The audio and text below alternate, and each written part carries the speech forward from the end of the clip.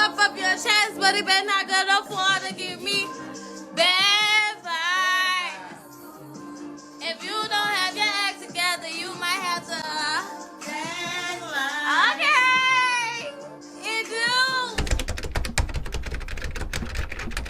On December 30th, 2023, at just 22 years old, Shontaves Thomas drove out with her mother's car for what should have been a simple 10-minute drive. She was on her way to pick up a friend before a New Year's Eve party. But minutes later, she was found slumped over in that same car, riddled with bullets. A young woman with no enemies, no conflicts, and a future in nursing ahead of her, gone in an instant. Welcome to True Crime Red Flag channel. Thank you to my amazing subscribers. If you are new here, may your family stay safe wherever you are. Subscribe and like my video because we reveal warning signs that so many people ignore until it's too late. Cahokia Heights, Illinois is a small city in St. Clair County, just across the Mississippi River from St. Louis, Missouri. It's actually a new city, formed in May 2021 when three struggling municipalities, Cahokia, Alorton, and Centerville, merged into one. The idea was to streamline services and hopefully bring stability, since all three towns had been battling decades of decline, poverty, and corruption. The night of December 30th, 2023 should have been ordinary. It was 2 days before New Year's Eve, and for most people in Cahokia Heights, Illinois, the night carried the familiar buzz of preparation.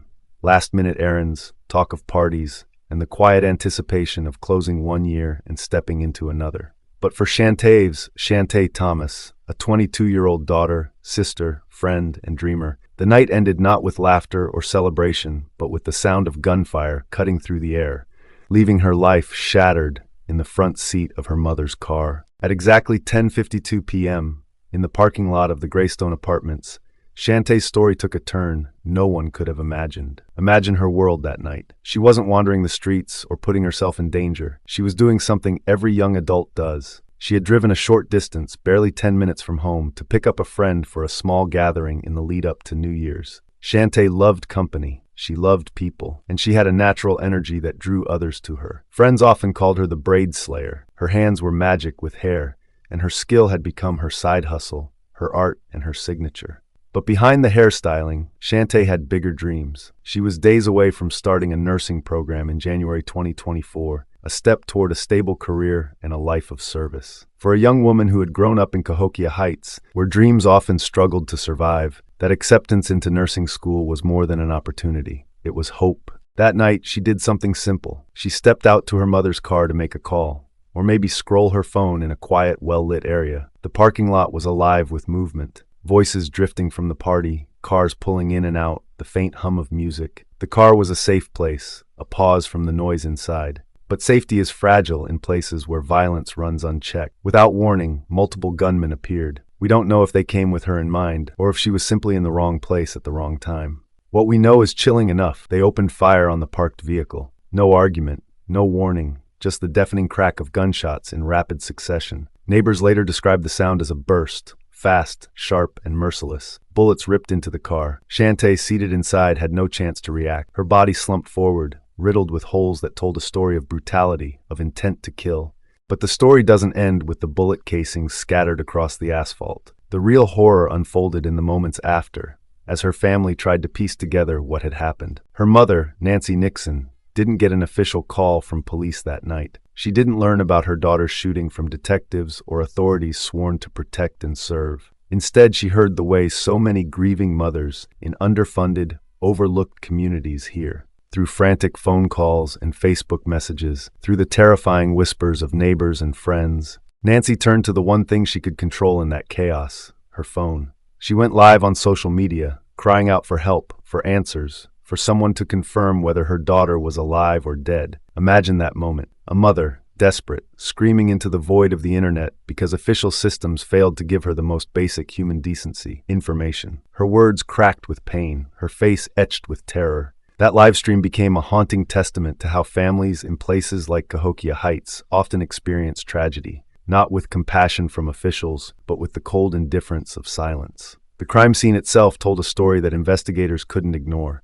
A young woman, unarmed, with no history of violence, executed in her own mother's car. No confrontation, no provocation. The randomness of it is what makes it so disturbing. And yet, in Cahokia Heights, randomness is part of the pattern. This city, with its population of just under 19,000, carries crime rates that mirror much larger urban centers. Homicides, shootings, and violent assaults are disproportionately high. Residents often say they feel forgotten, left to fend for themselves in a city created from the merger of three struggling towns, Cahokia, Alorton, and Centerville, in 2021.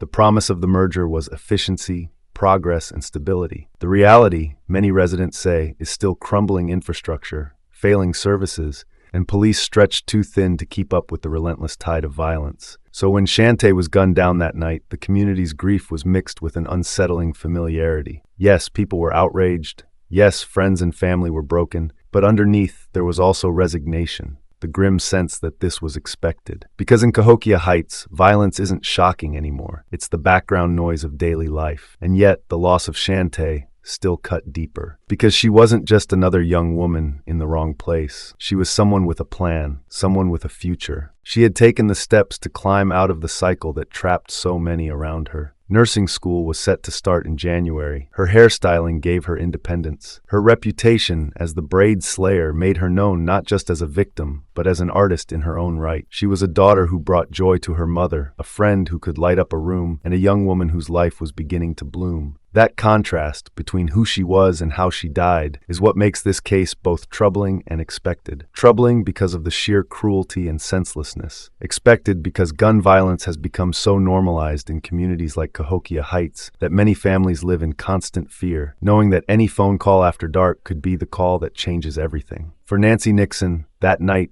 changed everything. She would never again hear her daughter laugh in the kitchen. She would never see her put on her scrubs for nursing school. She would never again feel her hug. Instead, she was left with live-streamed screams, frantic updates, and eventually the unbearable confirmation that her daughter's body lay on a hospital gurney, lifeless, riddled with bullets. As police worked the crime scene, collecting shell casings, taping off the area, interviewing shocked witnesses, the reality sank in. Another name, another statistic, another life cut short. But for her family, this wasn't a number. This was Shontaves. This was Shawnee. This was their world collapsing in the span of 30 minutes. And here's the question that lingers in the silence after the gunfire. How many red flags were ignored before we reached this point? How many warnings about crime in Cahokia Heights have gone unanswered by policymakers, law enforcement, and the wider society? Because when multiple gunmen can open fire in a residential parking lot, killing a young woman in her mother's car without immediate consequence, it tells us something. It tells us that the systems meant to protect her were already failing long before the first bullet left the barrel. The tragedy of that night cannot be separated from the failures that surround it. Failures of infrastructure, failures of policing, failures of justice, failures of investment in a community left behind. And so as the clock moved past midnight into the last day of 2023, one family's life was forever broken. And a city already too familiar with grief braced itself for yet another funeral. To understand the weight of what happened to Shontaves Thomas, you have to go back 1 year, almost to the day. Because December 2023 wasn't the first time tragedy broke this family. It was the second. In December 2022,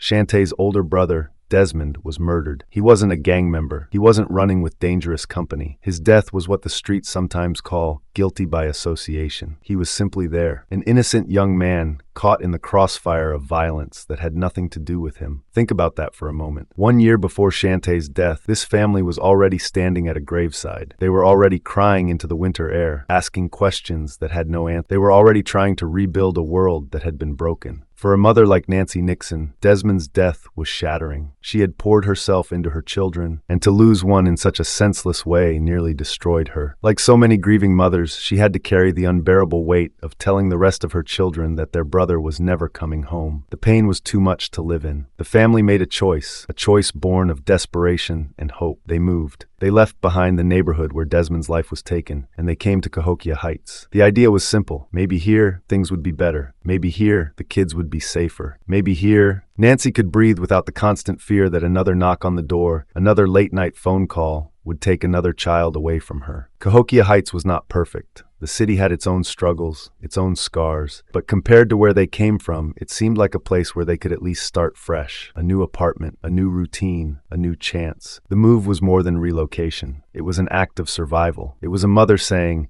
"I will do whatever it takes to protect the children I have left." But protection is never perfect in places where violence is normalized. For Shontaves, the move was more than just geography. It was a responsibility. After Desmond's murder, she became the emotional backbone of the family. She was only 21 at the time, still young, still trying to figure out her own path. But when tragedy strikes, young people in families like hers often have to grow up fast. Shontaves stepped into that role with quiet strength. She comforted her mother when Nancy's grief was too heavy to carry alone. She distracted her younger siblings with laughter, trying to make their home feel normal again. She was the one who encouraged Nancy to keep going, to not give up. And she was the one who reminded everyone that Desmond's life, though cut short, still had meaning because of the love he gave and the memories he left behind. Her friends often said that Shontaves had a light about her, and in the year after Desmond's death, that light became a lamp for her family. When grief wanted to pull them under, she pulled them back toward the surface. She became, in many ways, the anchor holding them together. That's what makes her death not just tragic, but cruel. Because she had already carried her family through one storm. She had already proven that she could be strong when the world was collapsing. And yet, in December 2023, exactly 1 year after Desmond's murder, Nancy found herself losing another child. The very child who had carried her through the first loss. The ripple of grief was immediate. Nancy's pain poured out not just in private, but in public. In the hours after Shontaves' death, she turned again to her phone, this time not for answers, but to release the unbearable weight inside her chest. She went live on social media, her voice breaking, her face wet with tears, her words barely forming. And yet, in that rawness, something powerful happened. People watched, people shared, people listened.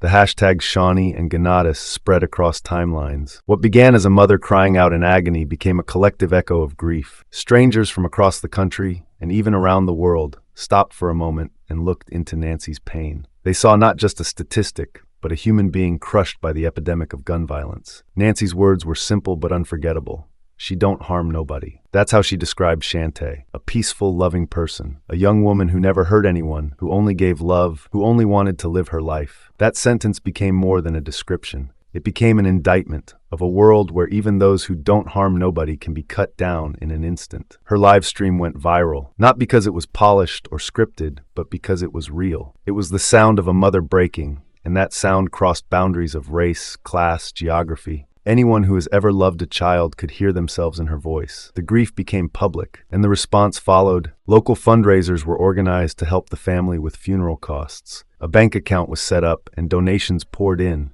not just from neighbors, but from strangers who felt the weight of this tragedy in their own hearts. Messages of sympathy arrived from across the world. People who had never heard of Cahokia Heights now knew it as the place where Shontaves' life was stolen. This outpouring of support did not erase the pain. Nothing could. But it gave the family something they had lacked for so long, the sense that they were not alone. For Nancy, who had lived through the murder of 2 children in 2 years, the community's embrace was both a comfort and a reminder. Comfort, because it showed her that her daughter's life mattered. Reminder, because it showed her that gun violence is not just a local issue. It's a national epidemic, one that connects families across zip codes and state lines. But behind the donations and the sympathy, the reality of grief remained. Imagine Nancy's nights after the cameras turned off, after the live stream ended, after the neighbors went home. Imagine her sitting in a silent house, staring at pictures of her children, one buried in 2022, another in 2023. Imagine the weight of a mother asking,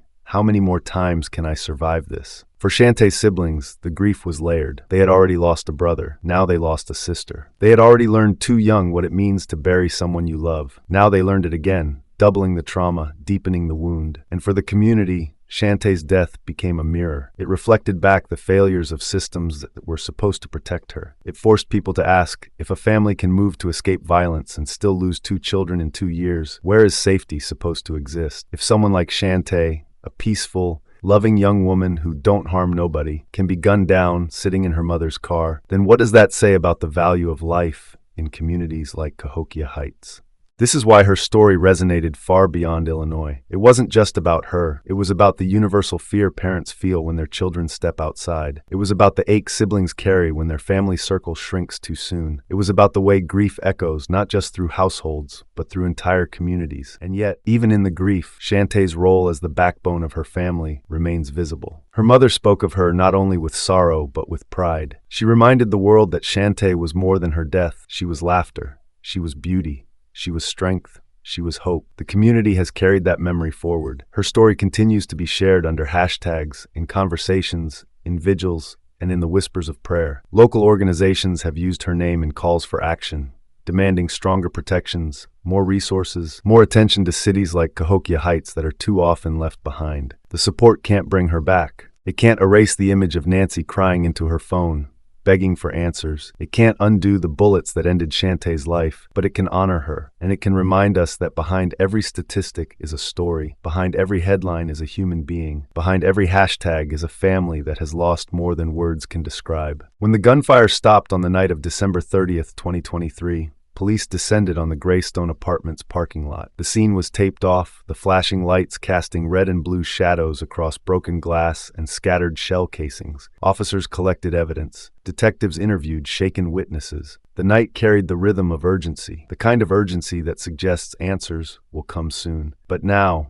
more than 18 months later, there are no answers. As of August 2025, the case of Shontaves Thomas remains unsolved. No arrests have been made. No suspects have been named, no murder weapon has been recovered, and perhaps most haunting of all, no clear motive has been established. How does a young woman, known to be peaceful and without enemies, end up executed in her own mother's car, and a year and a half later her killers remain ghosts? The investigation has stalled, and the word cold hangs over it like a shadow. Detectives have run down leads, analyzed surveillance footage, combed through phone records, and re-interviewed witnesses. But every promising thread has frayed into nothing. One of the greatest challenges has been the code of silence that cloaks violent crimes in communities like Cahokia Heights. People who were at the party that night, who may have seen flashes of movement or caught a glimpse of a shooter, claim they saw nothing. Others refuse to cooperate, either out of fear of retaliation or because silence has become the survival instinct in places where justice feels unreliable. This silence isn't unique to Shontaves' case.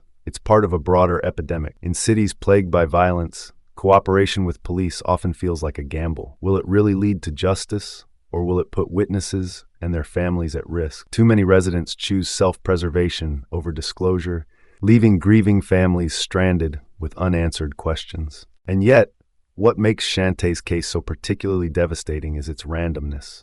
By every account, she had no drama, no conflicts, no enemies. She wasn't involved in anything that should have put her at risk. Her life was pointed toward nursing school, family, and building a better future. Detectives have admitted that this makes the case harder. When a victim has no known disputes, there are no obvious suspects to pursue. Still, the image of her mother's car, sprayed with bullets, remains a reminder that this was no accident. Multiple gunmen fired deliberately at that vehicle. Someone, somewhere, knows why, and someone, somewhere, knows who. But 18 months later, silence still wins. For her mother, Nancy Nixon, silence is unbearable. To her, every day without answers is a second death, the murder replaying in slow motion, unfinished, unresolved. And Nancy refuses to let her daughter fade into the shadows of an unsolved case file. Since that night, Nancy has become relentless in her pursuit of justice. She has taken her grief and transformed it into a methodical campaign. She posts Shontaves' picture regularly on social media, refusing to let the world forget her daughter's smile. She organizes community meetings, calling neighbors together to demand more resources, more accountability, more answers. She prints and distributes flyers, plastering her daughter's face across Cahokia Heights, hoping someone will feel the weight of guilt or courage and finally speak up. She has also partnered with anti-violence organizations, standing on stages, speaking into microphones, and telling her story again and again. Each retelling costs her, ripping open the wound that never closes, but she does it because she believes silence is what killed her daughter, and breaking silence is the only path to justice. Her speeches carry a double weight. She is not just the mother of one victim, she is the mother of two. In December 2022, she buried her son Desmond, killed in a case of guilty association. In December 2023, she buried her daughter Shontaves, murdered in cold blood. Nancy's perspective is almost unbearable. A mother who has stood at two graves, a mother who has had to pick out two caskets, a mother who has had to answer the unanswerable question, why my children? And yet she keeps speaking. She reminds communities that Shontaves was not a number. She was a young woman who don't harm nobody. She was a daughter, a sister, a hairstylist, a future nurse. She reminds them that every delay in justice is another wound to her family, another insult to Shontaves' memory. The community has rallied around her in moments, raising money, sharing hashtags, attending vigils. But what Nancy wants most is the one thing no one has given her yet: answers. Who killed her daughter? Why did they target her mother's car? Why hasn't anyone been held accountable? These questions hang heavy, not only over her family, but over Cahokia Heights itself. They speak to the larger failures of a system that leaves cases like this unsolved. Police in small cities like Cahokia Heights are often underfunded, under-resourced, and overwhelmed. Detectives juggle multiple cases, evidence labs face backlogs, and the revolving door of violence means that new crimes often bury old ones. But to Nancy, those explanations aren't enough. She refuses to let resource shortages be the reason her daughter's killers walk free. She refuses to accept that in America in 2025, her daughter can be executed in a public parking lot, and 18 months later, no one knows who did it. She keeps speaking, not only because of her own daughter, but because of every mother who might one day stand where she stands. She tells her story to humanize the statistics, to show that behind every homicide number is a child, a dream, a family. And in that sense, Shontaves' case has become larger than herself. It has become a symbol of the failures we tolerate. It has become a call to action, not just to find her killers, but to confront the epidemic of violence that allows young lives to be erased without consequence. Tonight, as you hear this story, you may feel the weight of frustration. How could it be that 18 months later, this case is still unsolved? How could it be that a mother's live-streamed cries have gone unanswered by those who should care the most? How could it be that silence is still winning? That frustration is the point. It should make you ask why. It should make you consider what justice really looks like when families like Nancy's are left waiting, begging, and fighting alone. But there is still hope. Cases like this don't have to remain cold forever. Sometimes all it takes is one person, one witness, one anonymous tip, one guilty conscience breaking under the weight of silence. Someone out there knows who killed Shontaves. Someone out there holds the missing piece. And so tonight, this story ends with a plea. Nancy's plea, my plea, and now your plea too. If you know anything, if you were at that party, if you saw something, if you heard whispers, call the Cahokia Heights Police Department. You don't have to give your name. You can remain anonymous, but silence has already stolen too much. Don't let it win again, because justice delayed is justice denied, and Shontaves deserves better. And before we close, I have one more call to action. You are here watching this story because you care about truth, about justice, about lives like Shontaves that are too often forgotten. If you believe these stories matter, if you believe in spotting the red flags and demanding accountability, then I ask you to subscribe to True Crime Red Flag. Like this video, share it with someone who needs to hear it, and help us keep these cases alive. Because silence doesn't just protect killers, silence kills. And your voice, your subscription, your share, it could be the sound that breaks the silence.